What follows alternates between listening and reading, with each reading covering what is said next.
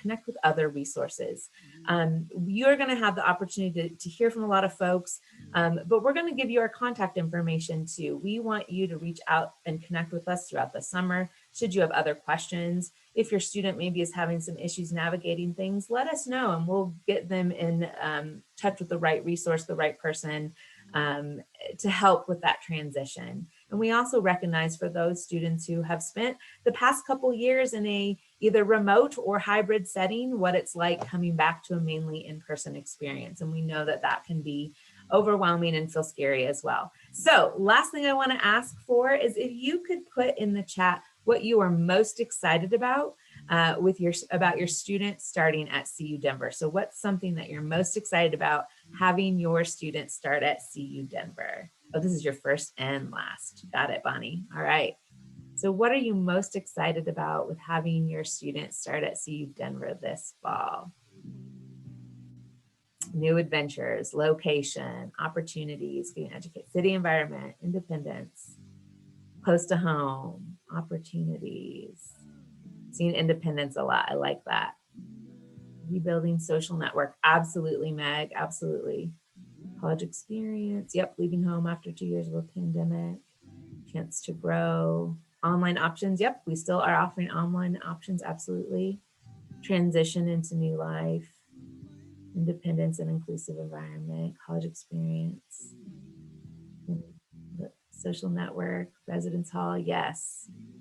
Awesome. So a lot of you are saying, right, new opportunities, new experiences, independence. Absolutely, right? And so a lot of the speakers that you hear today are going to share with you ways in which that your student will get to do that and will get to connect. As you know, your student also, you're participating in this program today, but your students are also participating in their new student orientation experience. So many of them maybe have already come through our academic success program, which is virtual like this, where they're connecting with their advisor. And then our day 2 programs, which are in person for your students, start up in July. And they are going to have the opportunity to connect with each other, meet their peers, but also meet with staff and faculty and students. We know how crucial that transition to college life can be, whether again, you're a new first-year student or a transfer student. There's a lot of things that they have access to right here at CU Denver, and we want to help and support them along the way, but also be a resource for you. So with that said, I am loving all these responses. I'm going to go through. I might comment back to some of you on these. I'm going to kick it back to Shelby. Thank you so much for joining us today. I'm also going to post my personal email in the chat. Feel free. I think that some of you look familiar. So I maybe have seen you at an admitted student day before, or maybe you've already emailed us, but it's so wonderful having so many of you on board and that you're so invested in your students' new experience here with us at CU Denver. So thank y'all so much. And Shelby, back to you, lady. Thank you, Christy. All right, so before we jump right in, I want to let everybody know that today's meeting is being recorded, just so everybody is aware.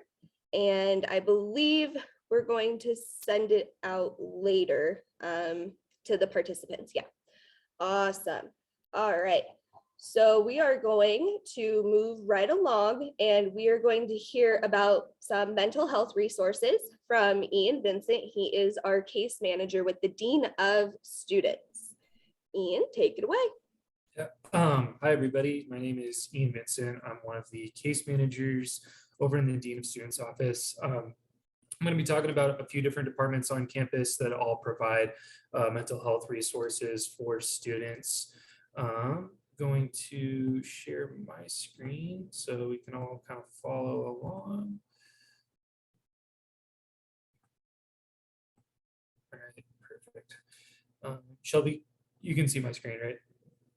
Okay, perfect. All right. Life transitions are tough, right? And we're here to help. We've certainly seen that even before COVID times, but we're constantly adjusting and kind of going with that flow. I won't spend too much time. I like to kind of throw data at families just so that they are kind of aware of some of the struggles that college age individuals can experience.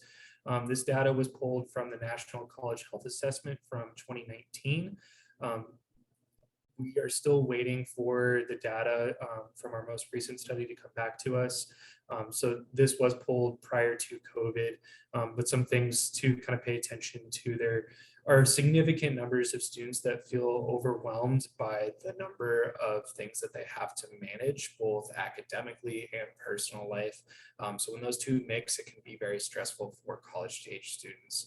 A lot of college age students also experience hopelessness, sleep difficulties, and feelings of loneliness and isolation. So this is why we do such a good job at trying to promote our mental health services on campus and letting students know we are there for them, and do kind of meet them where they are at.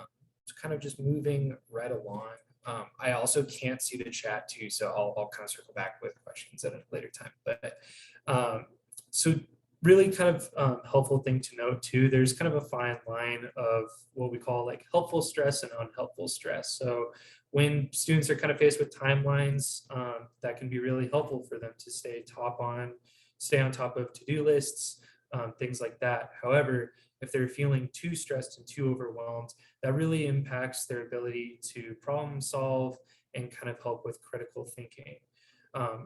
So that can kind of create a lot of senses of stress. Students can oftentimes find themselves isolating or feeling disconnected, and having difficulties focus. So we kind of look at a lot of different ways to kind of help address this issue, both by providing one-on-one services, but also kind of a lot of workshops and different things that are offered throughout this semester. So we always encourage students to kind of keep an eye on what's happening around campus. Some of the biggest stressors that we've noticed for college students, and this isn't just unique to CU Denver, a lot of college students kind of just struggle with facing a new environment. I noticed there's a lot of different folks that are going to be coming from outside of Denver area. So just kind of learning like Denver as a city, learning how to navigate campus, living in on-campus housing for the first time, or kind of sharing a space with a roommate can be stressful. The college level academics is a lot different than high school. That can be a lot of stress with that. It's certainly also the expectations and responsibilities that are kind of being put on them. This is also a time where students are really kind of like discovering who they are and developing new relationships. A lot of folks were kind of excited for their college student to have that independence. And sometimes that can be really exciting for a college student, but other times it can also be a little overwhelming. They're also kind of being challenged in learning new different ways of thinking and beliefs and expectations. Lack of sleep is going to be a big one, probably not talked enough about in college, but something to be very mindful of is just maintaining a good sleep schedule, making sure folks are eating, and time management especially. A lot of our college students are managing both their academics, but also working on top of that. So it can be difficult for them to kind of learn how to plan accordingly for all of those different things that are going on in their lives. So I'm going to talk a little bit briefly about our college counseling center that we have on campus. So our counseling center both sees students and folks from the community. This is a free service for students. We offer short-term individual counseling services. So students who are enrolled for the semester can receive up to 10 free sessions. If students are seeing a provider in the community, we try to encourage them to stick with that provider. However, students can always have access to our walk-in crisis services. Our counseling center is also available for consultation.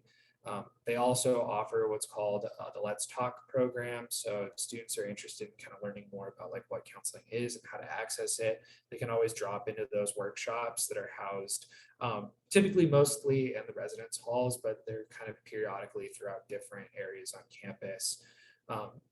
They also offer a variety of different drop-in workshops too. So that's helpful for students to kind of learn a little bit more about like time management, stress reduction, things like that. So please keep an eye on communication from our counseling center. That's kind of promoted like through social media and different websites. They also partner with Office of Case Management. That's my office, and I'll kind of talk a little bit about that in the next slide.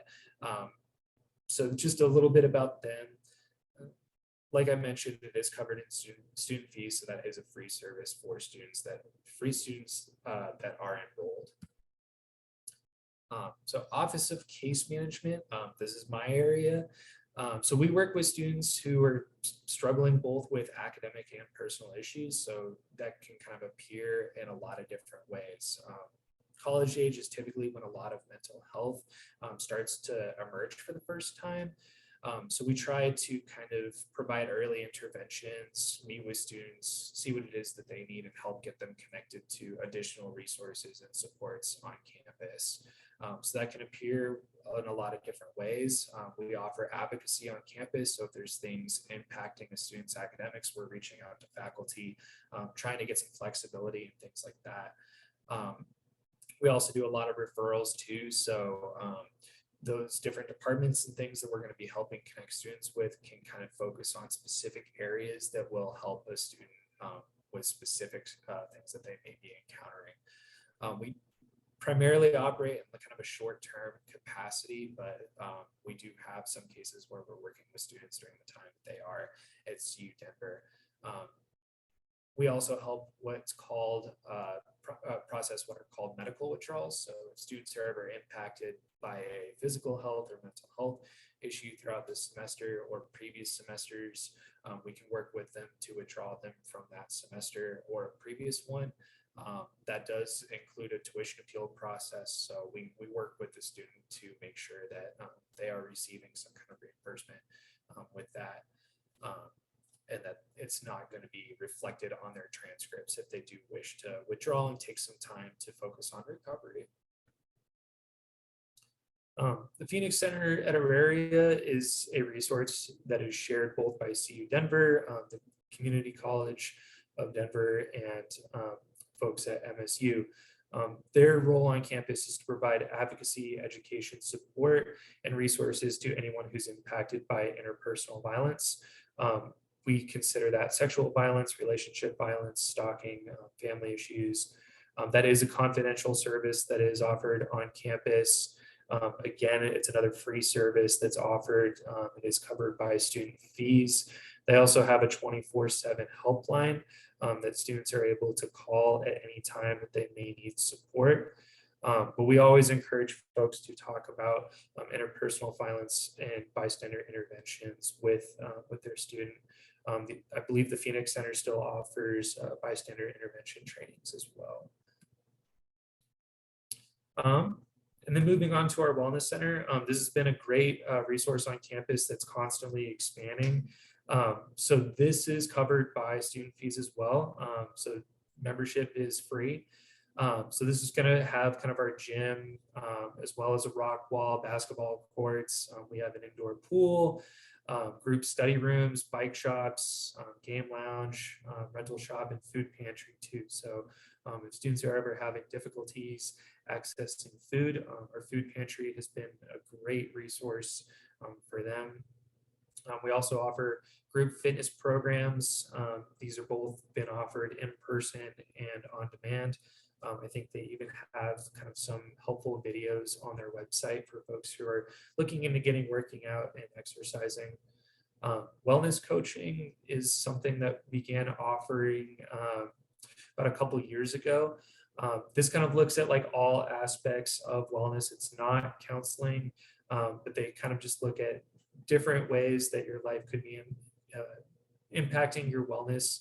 So that includes mental health, physical health, and just kind of helps kind of create like a wellness plan for you. So that first session is free for students. They also coordinate what is called Loving Links. So if students are ever experiencing financial difficulties where they may be short on rent or are needing emergency funding, where they're facing like eviction or utilities being turned off, students can apply for that resource. And we kind of work with them to see if they're going to be able to apply for that. Hey, Ian, real quick. Yep. Are you able to turn up your volume a little bit more? Yeah, can you hear me a little bit better now? Yeah, I can hear you a lot better now. Okay. And then I also sent you a few questions when you have a moment. Okay. I'll just kind of go through this slide real quick and then I'll jump back.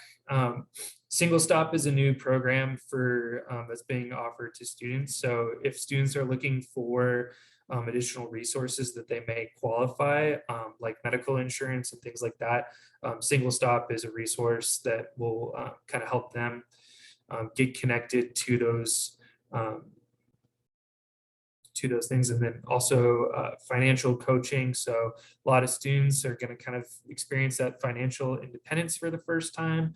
Highly recommend getting set up with the financial coaching folks so that they can kind of learn a little bit more about creating financial plans and things like that. Shelby, real quick before I start zooming back, was there any questions that I need to go back over? See, so one of the questions was, if my child has a current therapist that we will not be able to continue seeing, do you offer any kind of regular counseling that could be scheduled and ongoing? So if a student is being transitioned from their therapist in the community, they can always utilize our counseling services. However, they do kind of operate just in a short-term therapy model. So it may be beneficial to look for providers in the community in Denver if you're transitioning from out of state. But they can certainly utilize our services in the meantime. And then, let's see, what is the process your office uses to contact the family if you determine a student is in a crisis? So I'll kind of go over that a little bit and at the end there, kind of talk about care reports and things like that.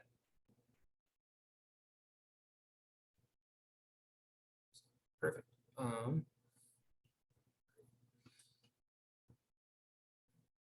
So the campus care team, so this is kind of similar to the behavioral intervention team. So this is comprised of different campus partners. So you have representatives from Dean of Students, Case Management, Counseling Center, Campus Safety, Student Conduct, and Housing too. So this is a multidisciplinary team responsible for addressing health and safety concerns for students. So they meet pretty regularly to kind of evaluate concerns brought to our attention. And we kind of work with a variety of different concerns. So whenever we receive what's called a care referral, that immediately goes to the Office of Case Management. And then sort of the more complex cases get reviewed by that care team and kind of designed as like an early intervention program.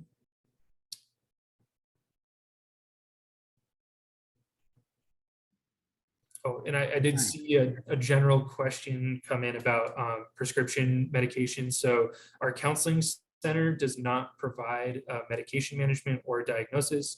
However, our health center on campus can help with medication management. And they do take most insurances. That is a shared resource amongst all three institutions. So if folks are looking for medication management, things like that, the Auraria Health Center would be kind of point of contact for that. Our counseling center is just providing brief counseling services. And then changes to look for in your students. So this is going to be a time where students are experiencing a lot of different life changes. Really, the most important things to kind of be mindful of are, the kind of increase in like risk-taking behaviors, drastic changes in mood or behavior, repeatedly using drugs or alcohol, or just kind of early signs of those mental health impacts starting to kind of emerge. Like, this would be a great time to kind of start talking with your student about things that you're seeing and encouraging them to kind of get involved either in counseling or some other helpful support programs. You can also reach out to Office of Case Management if you're seeing things and have concerns for your student and want us to kind of check in with them and see what's going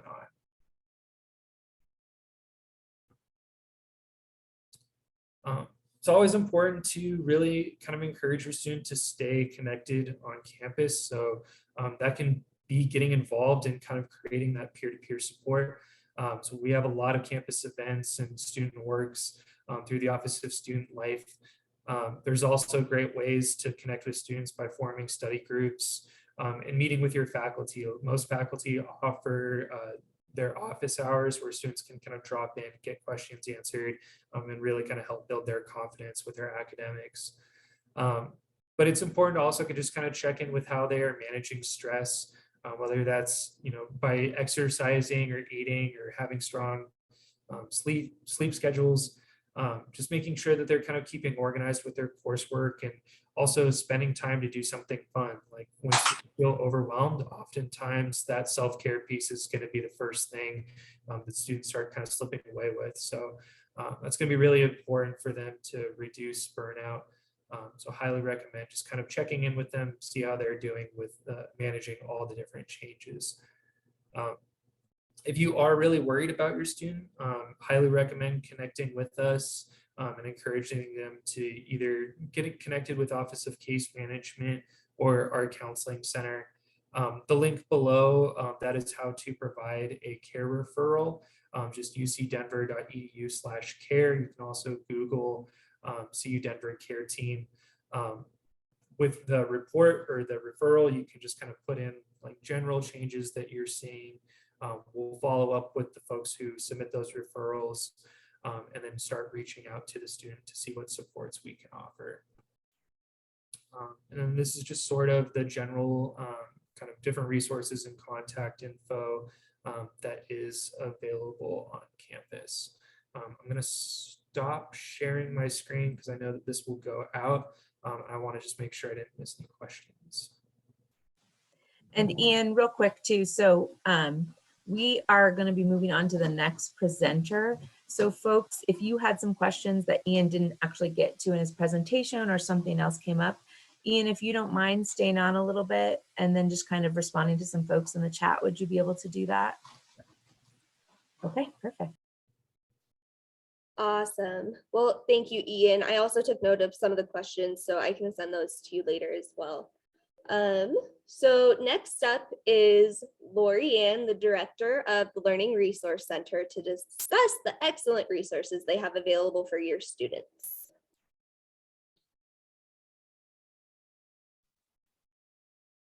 Hello, folks. Now, I just want the presentation part. Yes, got it.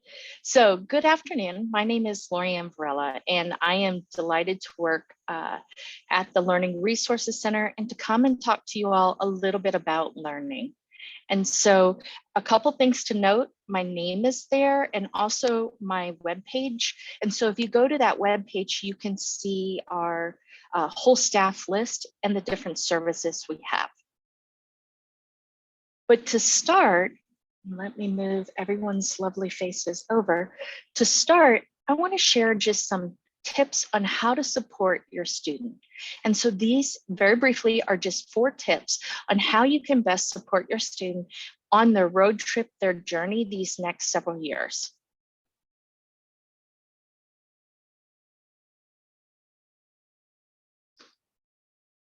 So the first thing is we suggest learn as much as you can about their classes. And this can start with prompting questions on what is it that they're finding challenging with some of your classes? What are they enjoying with their classes? And being able to go a little deeper than just the how are classes going? Great. No, dig into it a little bit more. What is it that they like that their teacher does? What is it that they're enjoying about the textbooks? And this can help students really be able to articulate where they're thriving and where they might need some extra support.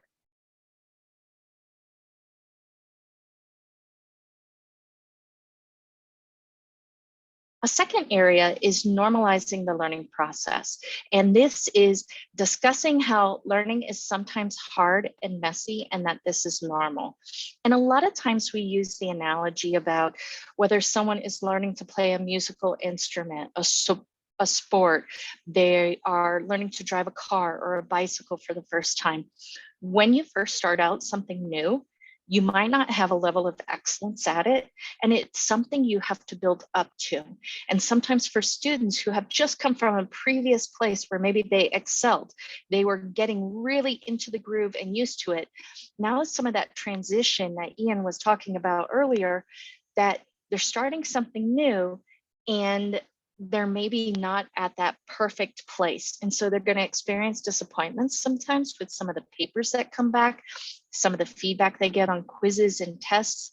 And this is part of the recalibration. And so the best thing is to help normalize the learning process, to tell them you're supposed to recalibrate and you're building the basis that's going to help you have a swifter time in your junior and senior year.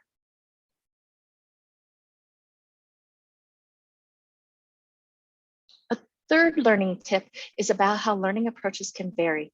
One size does not fit all. And one of the things that's really challenging for students is they get into their chemistry class and they've taken all these English literature classes and they try to apply the same study approach from their English lit classes to their science classes, and it may require a different method. And so one of the things that we talk about in our center is what is the subject you're studying and what might be the best note-taking, study approach, problem approach for what you're trying to learn. And so talking with your students and just asking them, how are they studying differently? Are there some classes that they have to study more hours for because they're learning that? Are there some classes that they really have to write out on the notes because they're really trying to remember and learn it? One size does not fit all.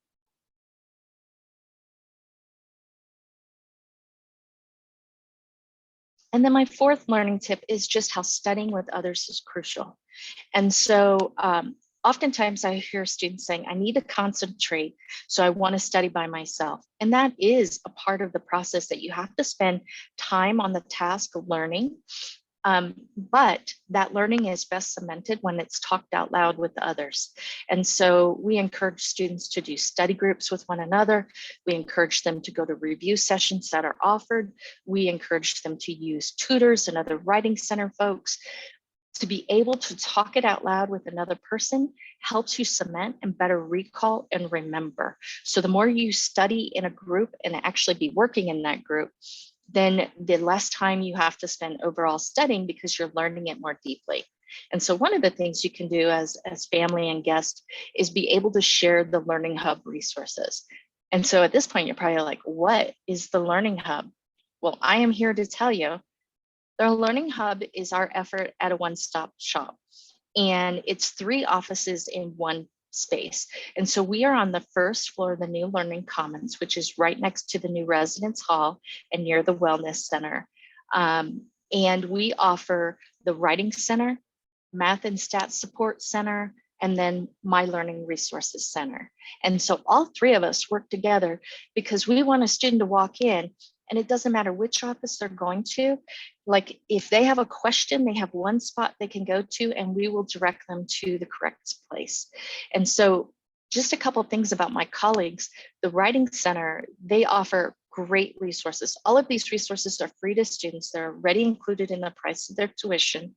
But the Writing Center offers feedback, and students can drop off papers in their Dropbox, their electronic Dropbox, and they can get feedback delivered electronically. They can set appointments in person and virtually to talk about their papers and get feedback. Wonderful resource. And the Math and Stats Support has students and faculty who work to provide specific support on the math and stats courses, and they're available both online and in person.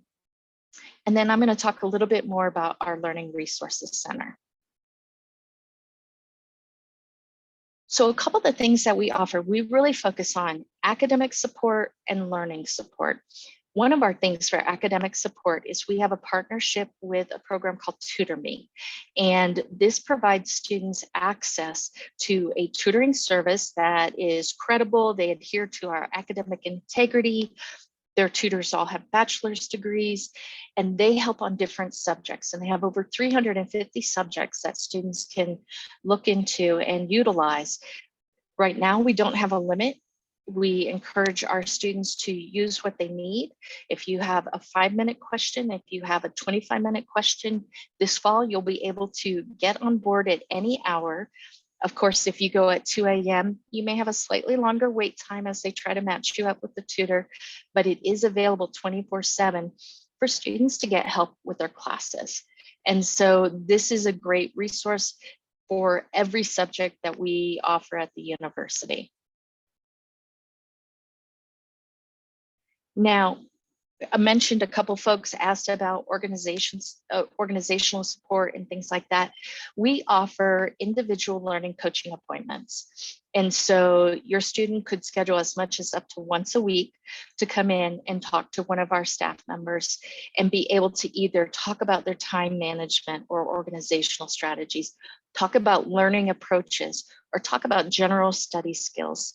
And some students will use this to be able to come in and provide updates and report back on the success that they've had. Some students will utilize us every 2 weeks, some once a month. We really, again, one size doesn't fit all, so we really try to tailor to what works for students. And so those were our 2 individual services. We also have some group services. And so our supplemental learning, that's a chance with some of our subjects that students can attend these group review sessions where they can talk about what they learned that week. And so we have 10 to 12 classes that we offer supplemental learning for, and those will be advertised at the beginning of the semester. And then the supplemental learning leader attends their class and also sets the time on the most commonly available times for students. And so you can attend an engineering class and then be able to go to a supplemental learning session and review the concepts you learned that week. And then we also have prep things that occur before and throughout the semester. So we do chemistry, organic chemistry, epi, math, where students can sign up and get a review crash course before the semester starts with some of the different subjects so that they start the class feeling strong. And then these same facilitators will have reviews every 2 weeks for some of the assigned courses throughout the semester. So students can pop in every 2 weeks into one of our review sessions. We also still offer in group tutoring for certain subjects. And so you can use the TutorMe and you can use the in-person and online tutoring that we provide. And then we have group workshops really focused on those learning and study skills.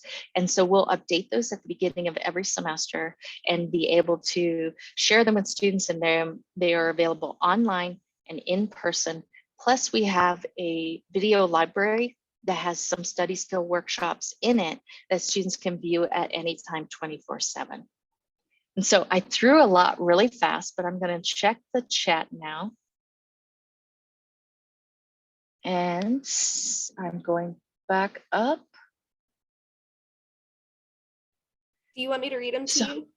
That would be awesome. Okay, because I wrote them down. So what programs do you have students with, or what programs do you have for students with learning disabilities? Need help with executive functioning, organizing, etc.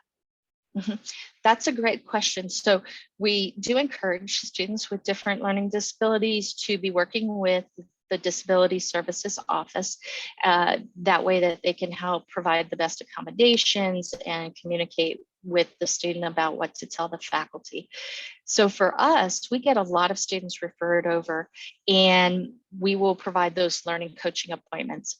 And so we do consider each student individually. When they're coming, they share with us what their challenges are, what their assets are, and how they want to set a plan for the semester. And so we do work individually with students on those type of executive functioning areas. And then is TutorMe available online? It is entirely online. And so it'll be through a porthole that is not yet active, but will be active this fall on our website.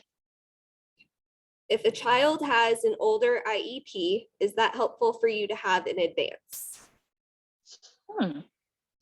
I think what would be most helpful, because we don't use the IEP formats in higher ed, the onus changes to the student working with the disability office and then sharing and communicating out the different accommodations via a letter with the faculty. But what is helpful, if that student can be able to articulate with us, or if they have it and they can run through and share it with us in a meeting, that's always helpful, because the student is sharing their past experience, and then we can talk about what do you foresee needing now. Are coaching services available to any student or only those who previously had an IEP or ILP? Nope, it is a service open to every student on this campus. Are the iPrep courses available for incoming fall 2022 students? Oh, excellent. Yes, they can sign up. So they're not active yet, but later this summer they'll become activated. And so generally the courses will occur anywhere from 2 to 3 weeks before the start of the semester up through the first week of school. And so a new student, I think as long as they have their ID, they're able to register. And if they got blocked out from registering, because it's a Qualtrics survey and we register them into the course, if they had any problems, if they emailed us, we would accept them in. And then the last question is, what if they need more than once a week? We have worked with some students who shared that they needed more than once a week. And in general, we didn't find in working with the students of what they reported back that they needed more than once a week. And so every student, even if we bended to twice a week, we ended up going back to once a week. So if a student individually came to us, we would work with them one-on-one and try it. And I just will share that every student who we've done that with has ended up reverting back to once a week. I think they felt they were spending too much time with us. Possible. Awesome. Any other questions? That is it, actually. So So to close, I will just say we have a lot of services, whether it's writing, math, or our learning and academic support services. They're all free. Sometimes students, to tell them in advance, it might be overwhelming right now, but definitely with the start of their school semester, to check and see what we have available online, or stop by our front desk and we will help them. And we're all passionate about learning and helping students through that transition of learning. awesome. Thank you, LA. Thank you. All right. So moving on ahead, we are going to hear about student resources from Kristen Fukumoto, the Student Transitions and Family Engagement Business Services Coordinator. All right, thank you, Shelby. I'm gonna share my screen with you folks and pop in the chat the URL that I'm gonna be going through today. It's kind of gonna feel like a tour of this website because there is just so much information available through this website that it can be a little overwhelming at first. So let me get all of my things set up on my desktop. Okie dokie. Shelby, do you see Link Central? Beautiful. Okay. Getting my notes up. Thank y'all for your patience. Okie dokie. I think I'm good. So Link Central is kind of CU Denver's one-stop shop for both information and just assistance with anything that a student, faculty, and staff might need. So again, I'm going to quickly give us a tour of this site, starting with this is actually a really cool kind of pop art representation of the actual Link Central front desk that's located in our Student Commons building. It's a beautiful space with these cool like wooden plats. And in this section here, these are some of the most frequently used kind of sites and platforms within our university. I want to highlight 3 here. So starting with UCD Access. This is the student portal. So this is where your student is going to browse for and enroll in their classes every semester.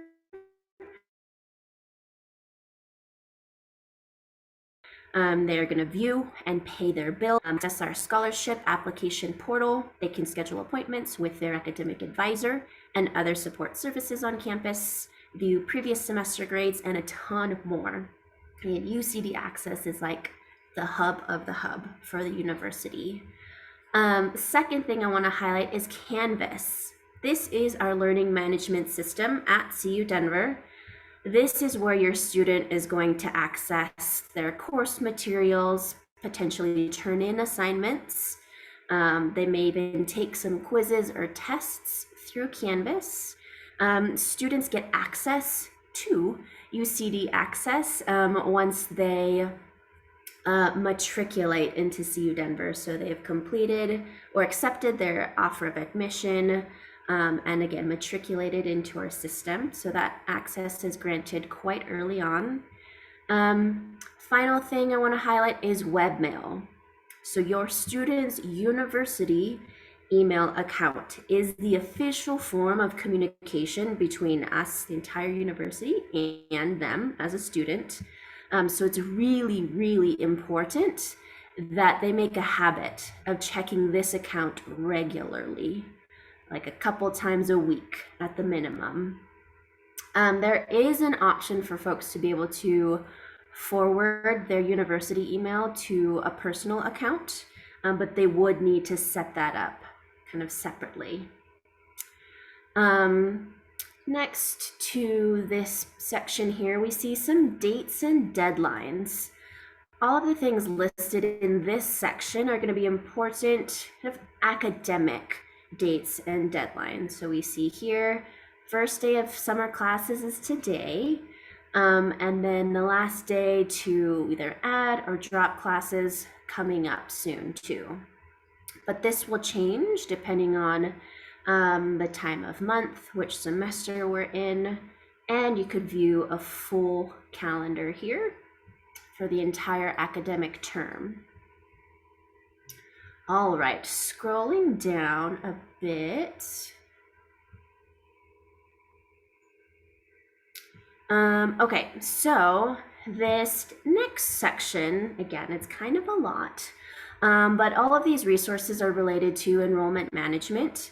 So that includes different forms and policies, and how-to guides or timelines related to course registration. This course catalog tile here can connect your student, and if you're curious, to look at the different degree maps that are available for all of the different programs or majors that CU Denver offers. Lots of information again about registration, different important bits of information that your student should familiarize themselves with. Another super important part of being a college student is the finances. So viewing and paying their bill. I'm going to open this tab here and call out, scrolling fairly quickly, this little section here in the how-to guides. If you or another family person or support person of your student is going to be helping them pay their student bill, it would be easiest for you to be able to do that if they set you up in the system as an authorized payer. Another tile that I want to highlight here is that we do offer payment plans every semester. For the summer term, again, scrolling down, we only have 3 or 2 equal installment options since the summer semester is much shorter than our fall and spring. But when this website is updated to reflect the fall information, again, for the fall and spring terms, since it's a longer semester, you'll get the option of signing up for 4, 3, or 2 equal installment plans. Let's see. I see a couple of questions in the chat. Students will meet with an academic advisor to figure out which courses they should enroll in. Payment plans. So there's a question about whether or not those can be split up between 2 parents.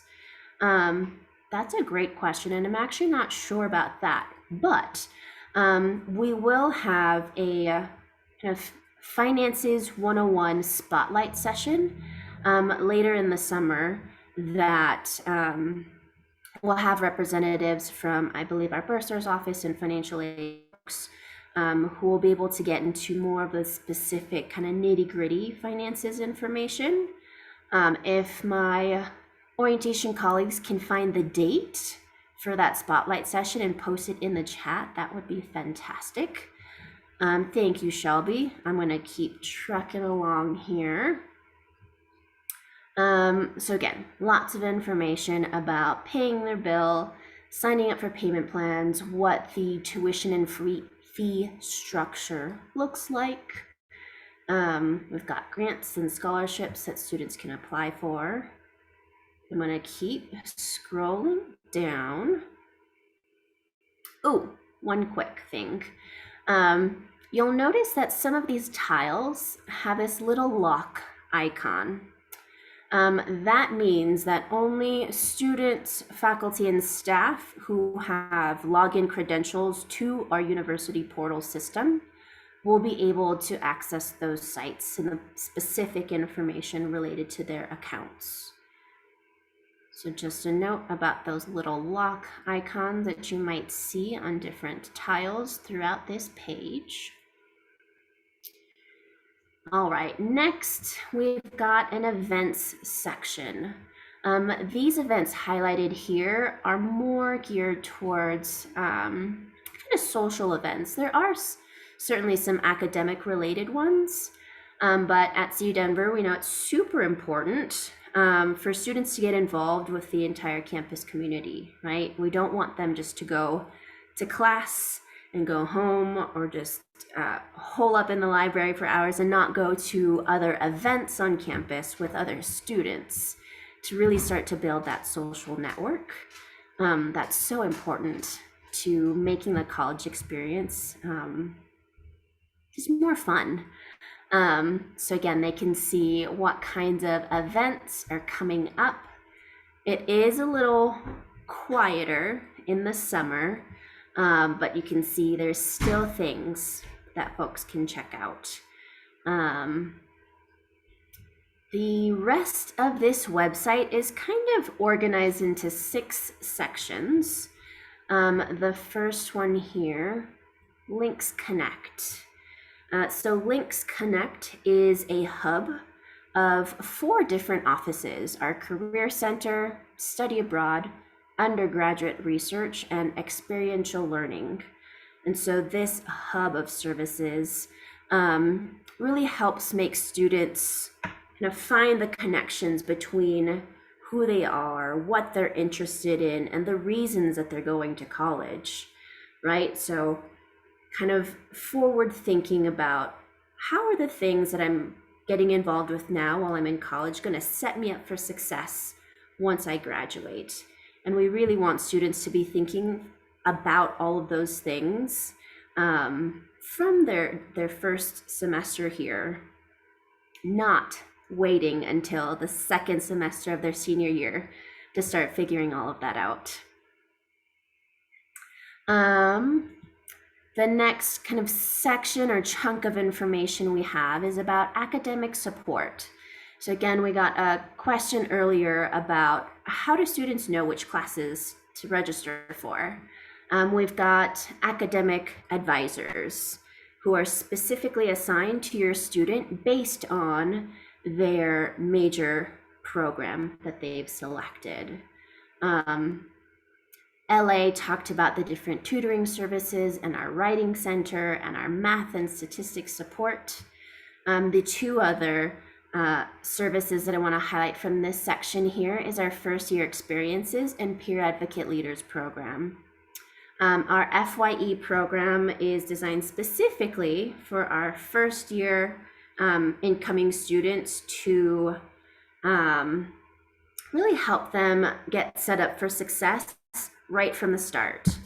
If your student is a little shy or maybe just nervous about starting college, one of the course types that students can take is a UNIV 1110, which is kind of like College 101. We talk about the different resources available to them. We talk about some organization skills, time management strategies, study strategies. So really some of the kind of, I don't want to say basic, but foundational skills that will help students throughout their entire college careers. All of that rolled up into a 1 credit hour free UNIV 1110 course through first year experiences. Paired with our FYE program is our peer advocate leaders. These are PALS, it's the acronym, but they're all current students at CU Denver who kind of mentor and support and connect your student to other students or all kinds of different opportunities available through the university. So again, if your student is maybe a little more shy, like I was as an undergrad student, signing up for an FYE course is a really great way for them to start meeting new people and building their network at CU Denver. Okie dokie. Next section of information we've got is health and wellness. Ian talked a lot about these different services under this umbrella, so I'm not going to spend time there, but this next section is safety and security. So under this little category, I just want to highlight that we do have the Auraria Police Department on campus, and they are a full service police department that operates 24 hours a day, 7 days a week, 365 a year. And so I know for some parents, mine were the same way. I was an out-of-state student coming from Maui to Denver, a big city like Denver. They had some concerns about my safety. I lived in the dorms, but we've got campus police that kind of patrol on foot. Some you'll see riding around on bikes, or your students might see them riding around on bikes, but there's always a presence from our campus police. So they are safe. Let's see. Continuing on, so much information. Links Life.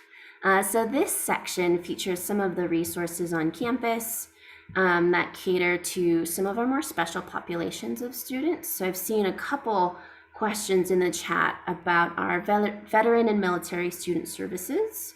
So connecting with those folks, if your students are going to be using education benefits, is going to be really important to start that process early. Folks have also asked questions about students who have had IEPs in high school, getting those folks connected with our Disability Resources Center. Again, the earlier you folks make that first contact, the better it's going to be, because there can be a lot of just paperwork and kind of processes that need to be followed before the semester starts, so that when that first day of classes starts, your student is set up, ready to go. And final section here is student life. So as I've mentioned earlier, we want your students to be more involved with CU Denver, going to class and studying at home. And so one of the best ways to do that is to get involved in different student organizations, whether that's a social club, academic-based club, student government, our student newspaper, all kinds of different ways for your student to get involved and again, find their community, which is really important to do. Again, myself as a shy out-of-state student, getting connected with a student organization on campus opened up so many doors for me and helped me make a really solid community of friends and study buddies. So highly recommend that folks check out our more than 120, I believe, active student organizations. There should be something for them. And if not, I actually started a student club when I was an undergrad because they didn't have a Hawaii club of Auraria.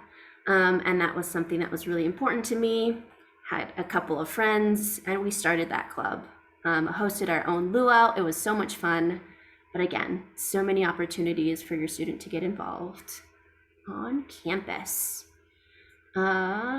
Let me see here. I'm going to stop sharing my screen.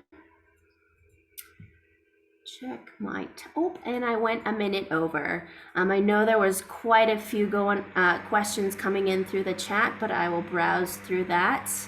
I know that was a lot again, but thank you for your time and attention, and I'll pass it back to Shelby. All right, thank you. And Kristen, if you have issues finding all the questions, I did write them down so I can send those to you as well.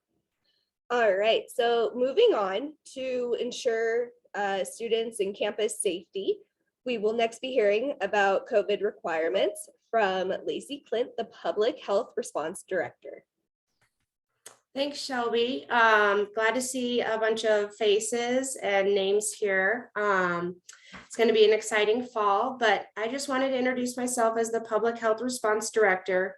Our main focus right now is to just make sure that everyone is aware of the COVID requirements on campus and just kind of get you guys squared away on what the COVID requirements are and the safety measures that we're taking to keep campus safe. So let me share my screen real quick here. I'm sure there's going to be a lot of random questions, so I'll try to leave a little bit of time for questions. So for our COVID requirements on campus, the COVID vaccine is required. We have a portal, and I'll put that link in the chat here later, but there's a portal where your student can enter their vaccine information. It basically asks what day they were vaccinated on, what brand vaccine they received, and or if they are exempted, meaning medical, religious, or personal reasons, then they would enter that information on that same website. And so what the campus is trying to go for is a herd immunity. And so that's essentially by the CDC stated to be at about 85%. And we are lucky enough to be at that 85%. So that's very good for CU Denver and for the staff and students and faculty who are trying to be successful at school. Right now, in terms of masking on campus, it is optional for everyone, but we do have surgical and KN95 masks available for people who want them. Usually every building has a security desk or some sort of front desk that they can pick up a mask if they don't have one or would prefer to wear one. For testing on campus, right now we have free testing available for anyone. It's at the Health Center at Auraria, and I'll link that in the chat here in a little bit as well. And then we also have about 9 other COVID Check Colorado sites that a student or household member could go to. It's also free, and that contract is getting reviewed in July, so that we may see some changes there, but we'll have to see what the contract comes back at. We wait to hear what the state does, and then COVID Check Colorado helps us out, and they've been really nice and helpful for us for the last 2 years. And then we have our contact tracing or COVID investigations on campus. Those are still required, but we're doing less investigating this year. So in years past, we would do 15 to 20 minute questionnaire and follow-up and clearance letters. But now we are going to more of a do-it-yourself guideline contact tracing. So again, there's a link to self-report if you're symptomatic, exposed, or positive for COVID-19. We do follow the CDC guidelines, pretty much straight by their guidelines. We follow them almost exactly. So your student would still self-report if they were having any symptoms or exposed to COVID or positive. But there would be less follow-up investigation from our team and more so guidance for how they should isolate or quarantine, or if they would be considered cleared to go back to campus. So in terms of COVID on campus, it's definitely changed over the last 2 years. COVID hasn't gone away, but we are proud to say that we have a pretty good immunity on campus, and we're happy to say that COVID is changing. So getting to more of that guidance, guidelines, and do it yourself, but still staying safe on campus. That's our main goal. I do have one other add in about testing and masking. So there is a building on campus. It's the Student Commons building. And in that Student Commons building, there's a Lynx Central desk. At that location, we do have free rapid test kits and free KN95 masks. So if your student is interested in any of those products, they can go to that location and pick those items up. Hopefully we'll just keep that stockage flowing all fall, and we'll see how spring looks. But let me just take a peek here. For the unvaccinated weekly testing options, we've done a lot of reading on the studies of spread and whatnot. And so we've actually canceled our weekly testing requirement for unvaccinated individuals. So that is no longer a requirement for unvaccinated individuals. If a student gets COVID, can they Zoom into a class? I can't say for certain, but most teachers provide opportunities to either make up the schoolwork or Zoom in if it's possible. We do have a policy where teachers are encouraged to work with their student and to make up that time lost, however see fit. And we do team up with the care team and the student and the teacher to make sure that everyone can come to a solid agreement on how to make up that schoolwork. Do we require the booster?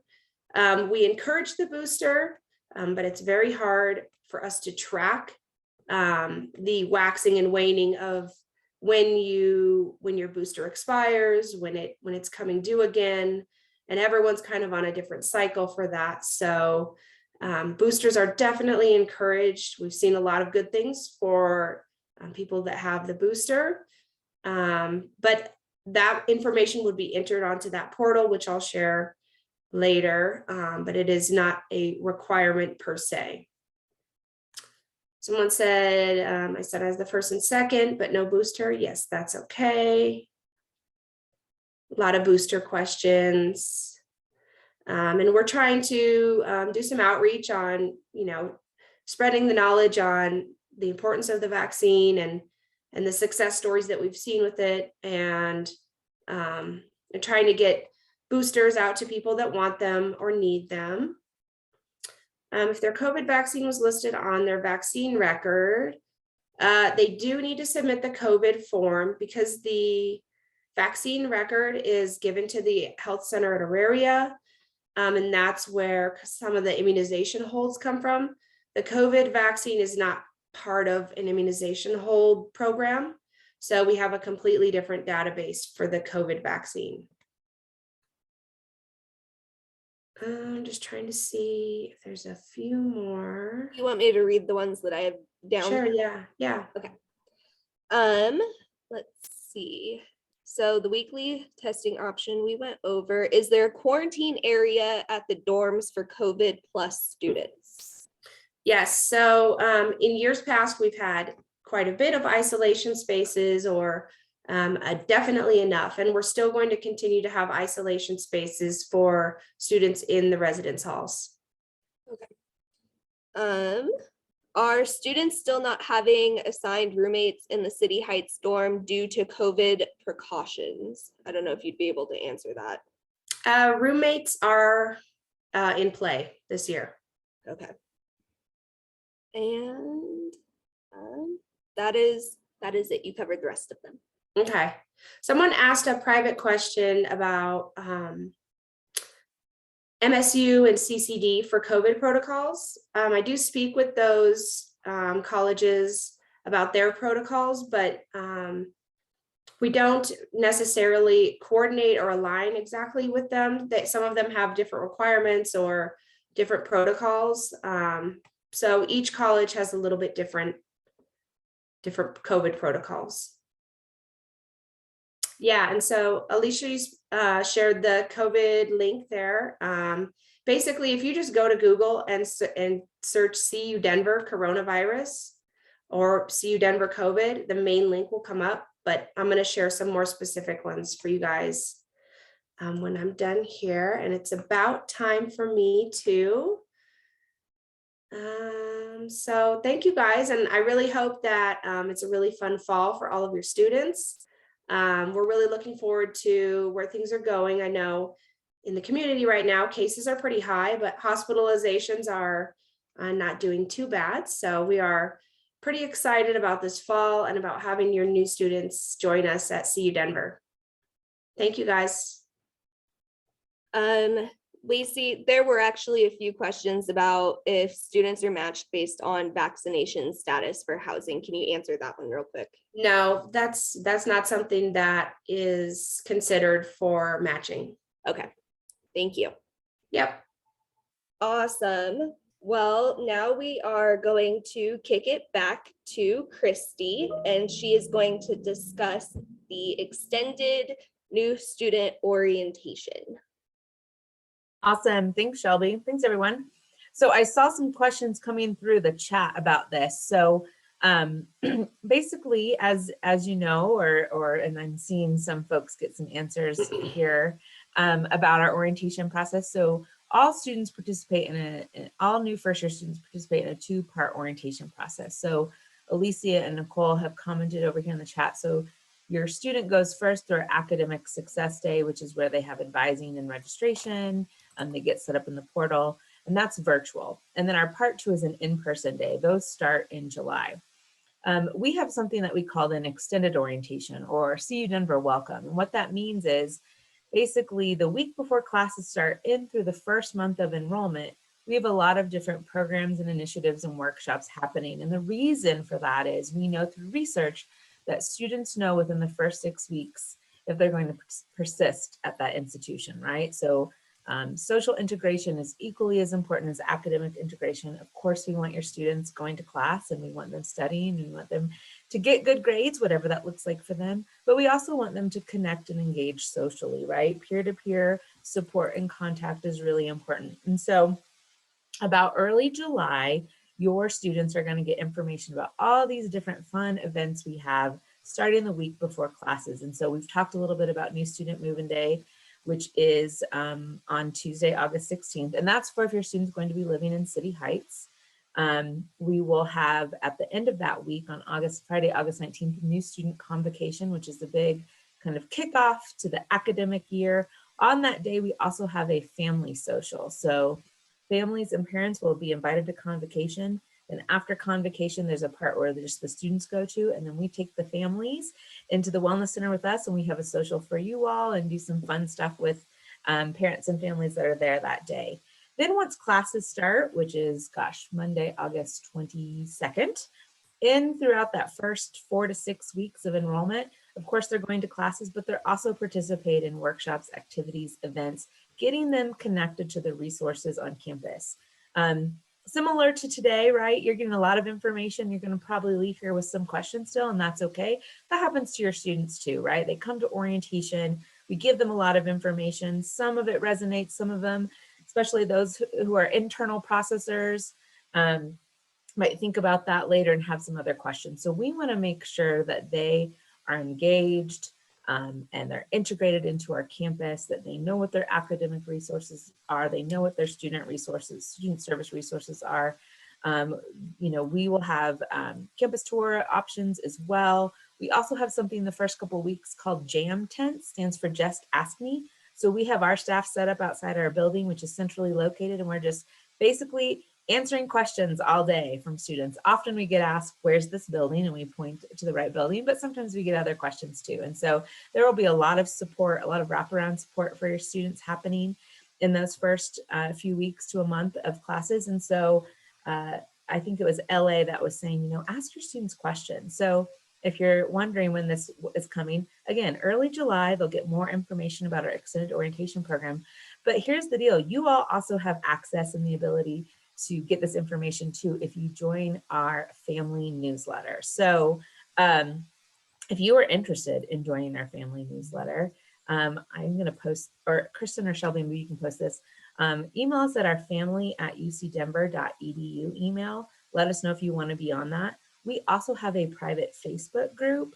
What's really cool about that group is, yes, we're in it, staff is in it, but also other families and parents are in it. And so it's a really cool community and environment for you to engage with each other, because we have our perspective of what your students are experiencing, but it's a great way to connect with other family members and parents too, who might be able to give insight from things that their students experienced. I think that is all that I will share about that. Like I said, more information's coming, and if you want to be on our listserv and get that information, just email us and you'll also get it, but your students will get that in early July. They will get a reminder about part 2 of new student orientation in mid-June. Gosh, it's already early June. So in a couple of weeks here, they'll get some reminders about part 2, which is that in-person day. Shelby, was there anything else you need me to hit on, or is that? I had a few final remarks. If Perfect. you're done. Okay. Thank you. Awesome. All right. So as Christy mentioned, we have a lot of ways for parents, families to get involved. We have a newsletter. I have posted the link to that. If you click, you can sign up, start receiving our monthly newsletter. There are different events in there. We highlight different alumni, important dates are listed, any happenings around campus in Denver. The last one we sent out listed free events for students to do in the Denver area through summer. So it's a really helpful resource for you to get information monthly. Christy also mentioned our Facebook group. I posted the link for that as well. You can connect with us, discuss, ask questions. We check that daily. Multiple people check that daily. So you can get a response from me, Kristen, Christy, Emily, Alicia, whoever.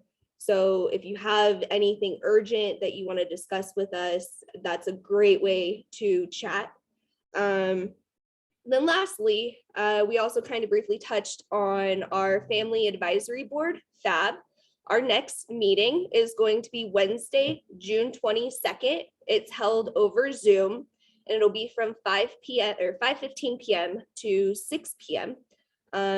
I will be sending out Zoom invitation links for that this week, actually.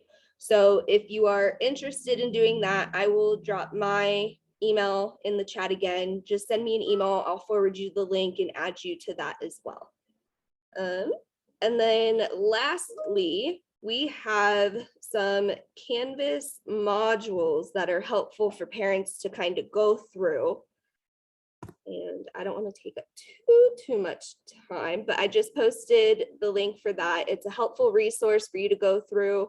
There's a checklist in there, orientation overview. There's a section on FERPA, which I highly recommend that parents and families read. When I was a first-year student, my parents didn't get any information, and I kept it that way. They're very sad. So make sure that that's something you discuss. There are also disability resources, billing information, and financial aid listed in those modules as well. Very, very helpful resources. And then lastly, I have a survey that I am going to drop in the chat as well. There we go. And let's see, for the question, who do we email to be part of FAB? Family@UC Denver. Thank you, Kristen. Yep. So if you want to send emails there, I will again get the invite links out this week. It's an awesome time. Lots of parents, families come, engage, talk to us. It's not just us. We also have members of pre-collegiate who attend this as well. And it's an awesome experience for parents and families to get involved. So I believe that is all I have. And then, oh, yes, and the recorded link for this session will be sent out later today. And then I'll just add, there was one question about whether or not students will get all of this information, and the answer is yes. All of the presenters that were here today will be at their part 2 of orientation, which is our student success. So as Christy said, had said, part 1, academic success, they meet with their advisor, they register. Part 2, they will hear from LA and her team. She'll be there. Our Dean of Students with the wellness resources, they will get that information as well. Awesome. So a few of us are going to stick around for a little bit in case there are any additional questions that you would like to have answered. You can drop them in the chat and we'll just hang out here for a little bit and see. But otherwise, thank you everybody for attending. We hope that this was helpful information for you all.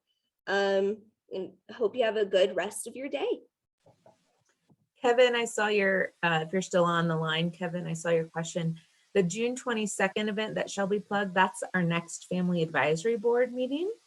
And so we are inviting anyone who is interested in coming to attend that. So if you think that you'd like to come, just email us, emails at family@UC-Denver. I'll put that again and let us know, and Shelby can get you that invite sent, and that will be a Zoom meeting as well. Again, we want to make sure it's accessible for families who live in Denver and Colorado, but also families that are in Okinawa or New York or England. So let us know if you're interested in joining that meeting. Meg, that's a great question. I mean, if you're able to, yeah, that would be great. I mean, so basically on the 16th for New Student Move-In Day, you know, that's getting your students all settled in and moved into City Heights. We do have something called the Family Hub that day, which is just a little station where we, you get to make care packages for your students. We'll have some fun family swag. And then if you're able to stay the next 3 days and participate in Convocation, the Family Social, that would be great. We do actually, there is a hotel on our campus that's actually run by MSU Denver because they have a tourism program. It's the Spring Hill Suites on Auraria Parkway. So I would check into that because I think it will fill pretty quickly because if other folks are wanting to stay a few days, but it's literally, it's on our campus. So I would check it out. Yes, it is a great hotel. So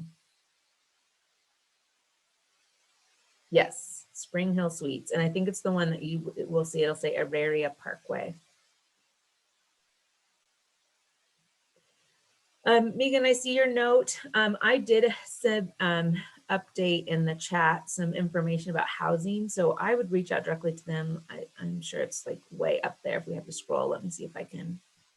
We'll open again real quick. Oh yeah, I have it open. Here we go. This is their email, housing's email and their phone number. And I would just send them, I would reach out to them, call them, email them, let them know that you have that concern. We do have a housing spotlight session coming up as well that you'll get information about if you haven't signed up for that too, where we do have something very similar like this, but it's all focused around housing. Yes, when is the fall embrace?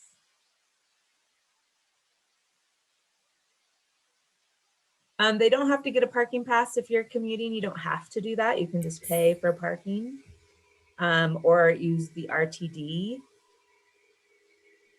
Sorry, Kristen, did I interrupt you? No, you're fine. I just see Steve's question about, is it Colorado University or University of Colorado? Great question. It is the University of Colorado, Denver, because we are part of the University of Colorado system that has 4 different campuses throughout the state, but it is University of Colorado.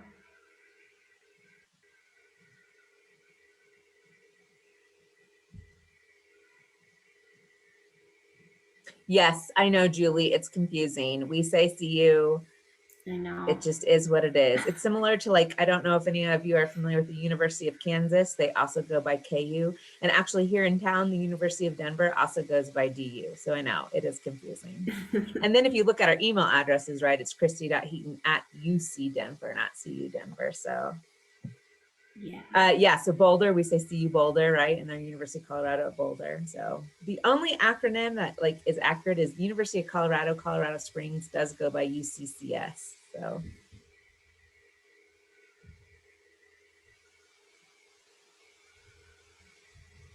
Alicia just posted some information about the RTG pass as well for those of you out if you want to open that hyperlink before exiting.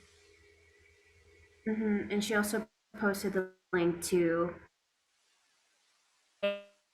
AHEC, runs parking lots and structures, and students can buy, they're called passport programs, but it's just like a little sticker that they would place in their windshield if they know they're going to be driving to campus the same days each week. There are different port options. So like if your student is only going to be on campus 2 days a week, they can purchase a pass that's just good for 2 days a week. So it's really kind of customizable in that sense, which is nice.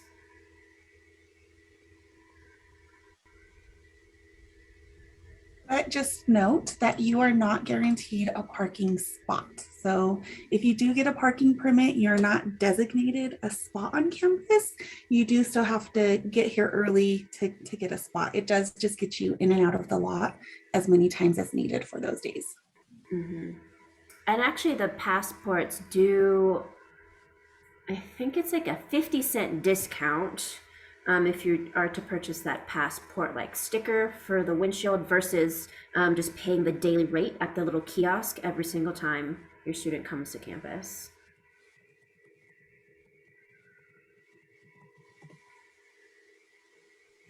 FAB is our family advisory board. We hold a meeting once a month. We discuss opportunities with parents, anything you want us to know. You can help our direct mission, you can help us plan, you can volunteer at events. We go over a lot of information. There are various people who participate in the meetings, so you can ask different questions to different members of the team. So it's very useful and helpful for parents to attend if they have the time. It's really good for us too, because a lot of times when, again, our perspective of CU Denver staff and faculty who are also on this group is very different than your experience as a family member. And so sometimes you all share feedback with us that we hadn't thought of or we hadn't observed, then we're able to take that feedback and go to a different department or unit and say, hey, this seems to be a reoccurring challenge. How do we navigate this barrier? Or, you know, we have several folks that have this question about this fee or so forth. So it's really a good opportunity for us to also get feedback pretty much in real time because we meet monthly to help kind of troubleshoot some of those things that maybe your student is experiencing. We also like to say to the families, hey, this is a chance for you to meet without your student around. So if your students are like, hey, mom, don't say that, that's embarrassing, come to FAB and you can say it and we won't tell your student you said it. And we'll help you, get some stuff figured out and figure out how, we can do better to support families and what that looks like and do better to support our students as well.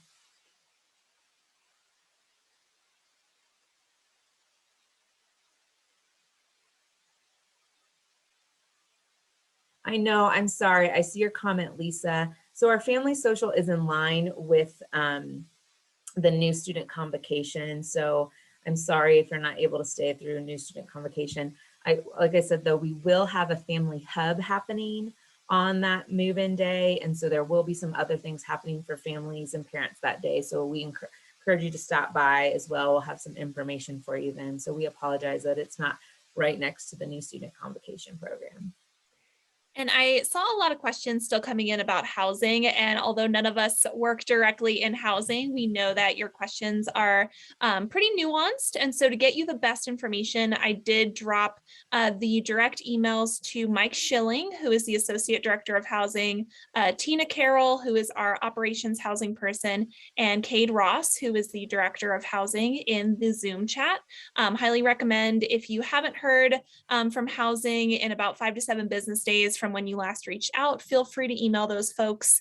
Mike is out until mid-June, but Tina and Cade are also available. And I highly, highly recommend that you attend the housing spotlight that folks have been posting links to in the chat if you have more questions, because we will have folks that will be there and will be available to answer those questions as well.